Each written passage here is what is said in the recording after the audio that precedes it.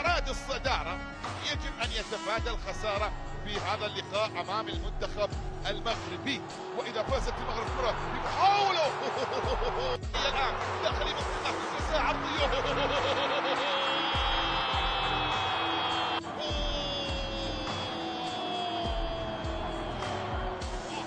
أول الأهداف يأتي عن طريق المركاوي أو المرحلة القادمة من منافسات هذه البطولة. كرة مغربية عن طريق المنتخب المغربي الكرتي الآن على مشارف الجزاء السعودي، وبالتالي يبحث بكل تأكيد عن الوصول من أجل التعادل. كرة بمحاولة رأسها الحمدان عبد الله هو اللي راح ينفذ الكرة، والمحاولة القادمة الحمدان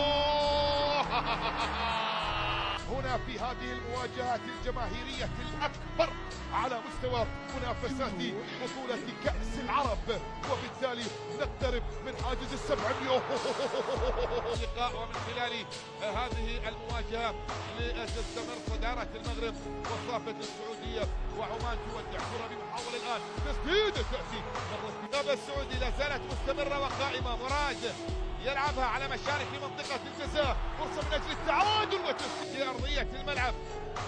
المحاولة إلى رمية تماس، تلعب الكرة عرضية داخل منطقة الجزاء، أبعدت في التوقيت المناسب.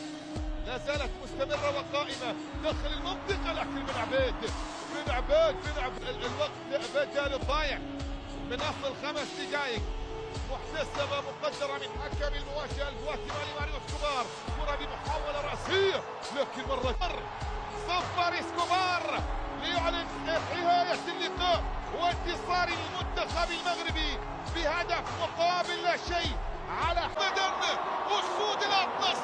يصلون يسجلون، والبركاوي يضع الكرة في الشباك ويتقدم بأول الأهداف ويسجل في شباك الحارس عبد الرحمن من المحاولة الأولى، من الوصول الأول ليأتي أول الأهداف لأسود الأطلس من المحاولة الأولى. هنا خطف الأسد الأطلسي وصلت إلى المرمى.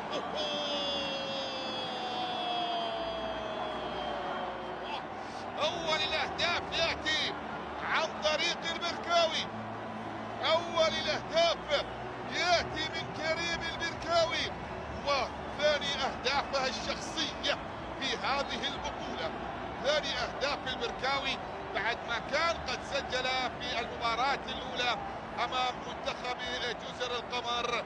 اليوم يسجل في شباك عبد الرحمن الصامبي ويتقدم لمصلحة المنتخب المغربي بهدف مقابل لا شيء. بركاوي ثاني أهدافه في البطولة.